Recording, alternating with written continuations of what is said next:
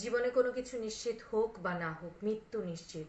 বর্তমানে বাংলাদেশের যে পরিস্থিতি চলছে, অন্যায়ের বিরুদ্ধে প্রতিবাদ প্রতিরোধ আন্দোলন চলছে। আর এই আন্দোলনে আমাদের যেসব ভাই বোন করছে, আর এখন তো সকল শ্রেণী পেশার মানুষজন সকলেই অংশগ্রহণ করছে। তাদেরকে বলবো মুসলিম হলে অ্যাটলিস্ট 5 ওয়াক্ত নামাজ পড়ে নিতে, আর সাথে মিনিমাম অ্যাটলিস্ট 2 রাকাত তওবার নামাজ পড়ে নেওয়ার জন্য, এবং বের হওয়ার সময় সব সময় আয়াতুল কুরসি পড়ে বের হওয়ার জন্য।